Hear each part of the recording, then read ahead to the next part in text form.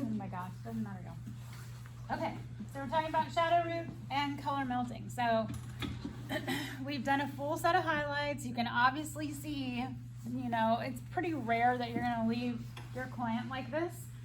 Okay, you're either gonna need to tone it so that it blends a little bit better, or what we see a lot of is that we're just doing full highlights and getting them as blonde as we possibly can, and then we're gonna do our shadow root and our color melt, okay?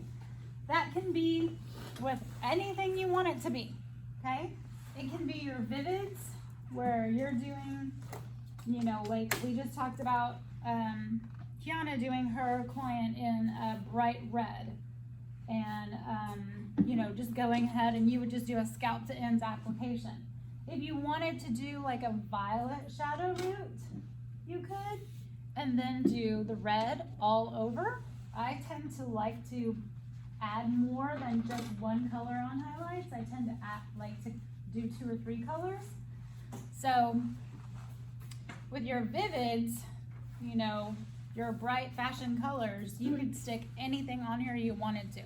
You could layer them so that they have rainbow vertically or rainbow horizontally. You could do pie-shaped sections to where every single section is a different color. I mean, we've seen everything imaginable, right? Where you could even go from purple to red, or purple to pink, or blue to yellow, or whatever, right? So that's all that color melting and shadow root is, okay? It's over highlighted hair. Your highlights could be like this, where we did little tiny foils all over. It could be back-to-back foils with no hair left out in between. It could be a scalp to ends, totally bleached out application that we're gonna go back in and add pastel colors, okay? But it's all the same, okay? It's just what colors now are we gonna put on this, okay? So what I'm gonna do is a very basic, just blending these 2 colors together to look prettier and to bring it all together. So it's not an old balayage, which is kind of brassy, and then you have this really yellow and brown stripes across her head, okay? So when I decide what my shadow root color is gonna be, I go with a level between these 2. So I would say this is about a level 9 blonde, and my brown is probably a level 5, okay?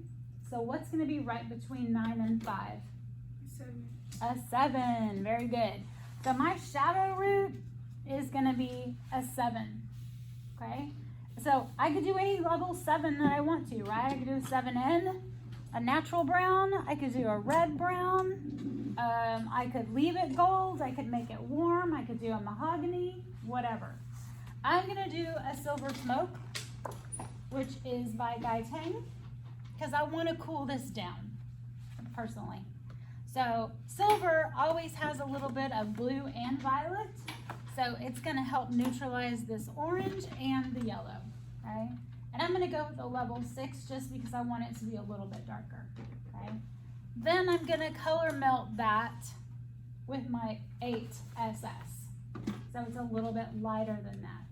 So depending on what you have going on the ends, you may just, you know, put a 10 here. You know, you might do a 9.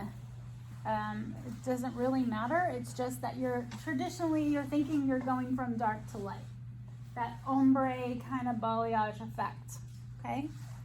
So I'm gonna neutralize all of these unwanted tones and kind of bring them together a little bit, okay? So when you're looking at your chart, always think about that. Always think about what is the darkest color, what is the lightest color, and choose one in between, okay? Unless you're just doing all out crazy colors and you're just gonna do, you know, fashion colors or whatever. Okay.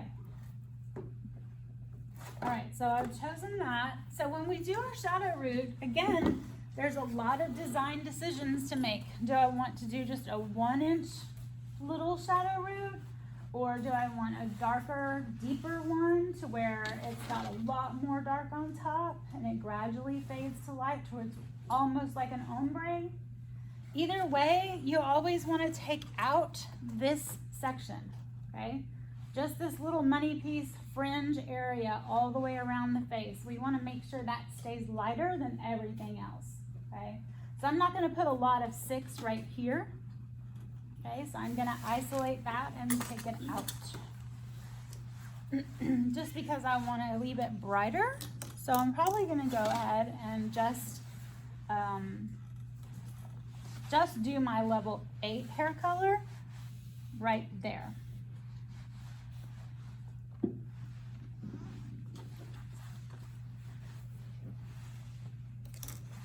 All right, now when you start your shadow root, you are not going to do horizontal subsections the same way that we did our new growth application, okay?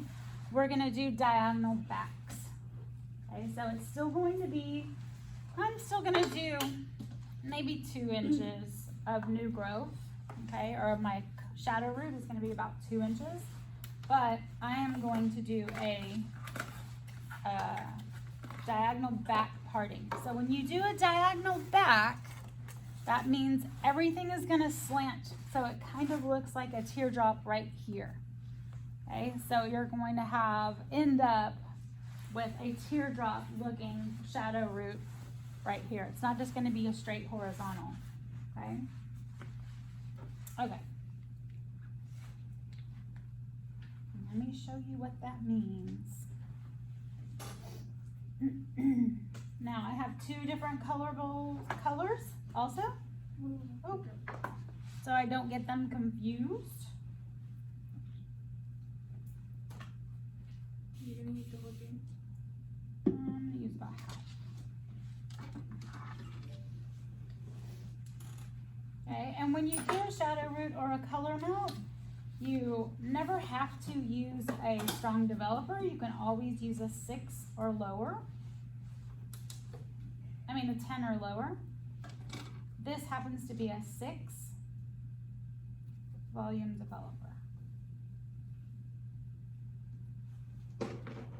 And I'm not even gonna mix my other formula yet.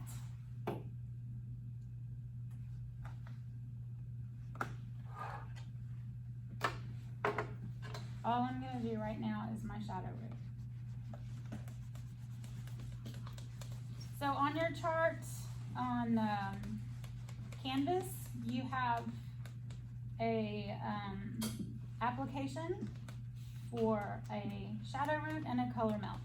So want to make sure that you're doing it like this. You've left out the fringe and you are doing your shadow root first all over your 4 sections, and then we're going to go back and do our color melt.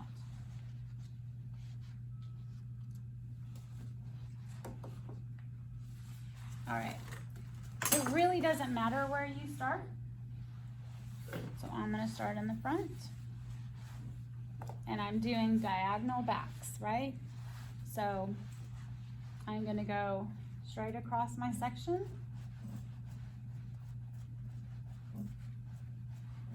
And my angle is falling back, okay?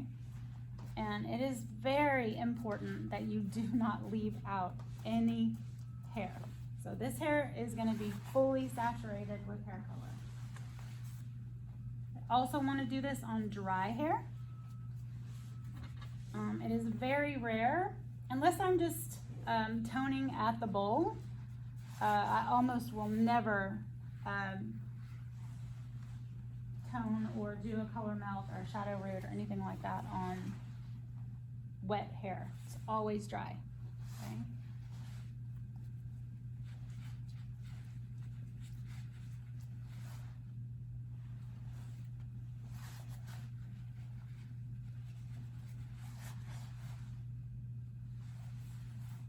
And same thing, I can take about a ½ inch of a ½ inch subsection. I don't have to necessarily take a ¼ inch slice, but I do want to make sure I don't skip any hair. I want all that hair the same tone.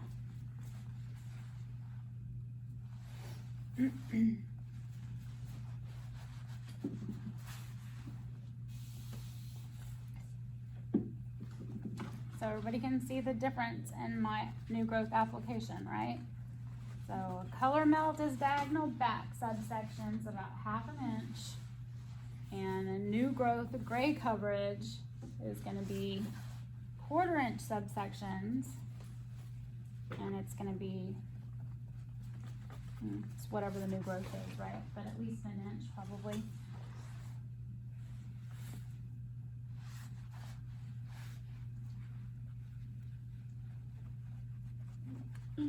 And again, this is a 6SS, which the Gaitane colors are a silver smoke. So hopefully it'll just cool it all down a little bit without too drastically losing my highlight. And I'm not going super deep. I'm just doing the first couple of inches.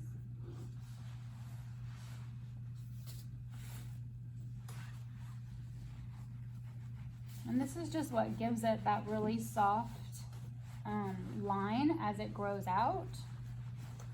So you don't end up with a really hard line of new growth. Does everybody know what I mean when it grows out? And then you got that natural color, and you got highlights, and you got colored hair.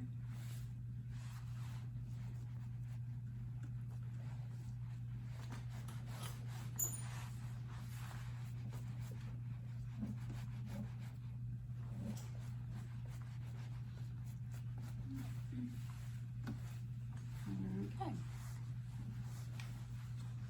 So I'm going to do diagonal back slices all the way around my entire head, okay? And then I would go back in and do my color mount. Now my color mount, I decided to use a level 8. So I'm going to go ahead and do this one section for the sake of my video. But I would probably do the entire thing. All the new growth, and I mean all my shadow root, and then come back in and do my color mount.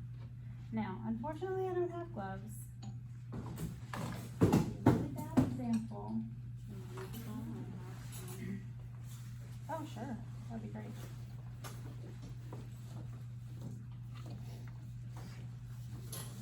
And again, I'm measuring according to my hair color, which is 1-to-1 ratio. So I'm starting with about 2 ounces of color. Thanks. Would you grab me a little tint brush? Just in there anyway. And then again, this is a design decision. If you want to go 3 inches of your shadow root, then do that. If you want to go 1 inch, it's entirely up to you. Sometimes I will even interchange the color so that, you know, depending on what I want around the face, I might bring that 6, you know, a lot farther down, and then here do an 8, and then do a 6, and then do an 8, so that throughout the length of the hair you're still going to have all those color variations, even though they're very, very slight. Okay. You can actually get them to like this pigmented. Yeah.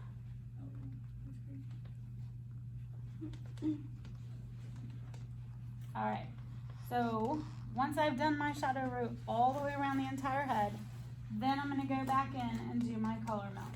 And color mounting is just that.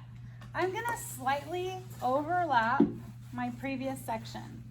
So right here, I already have this 6 up here. So when I do my 8, I'm going to start at the bottom of my section, okay? And I'm going to slightly overlap my 6, barely, okay?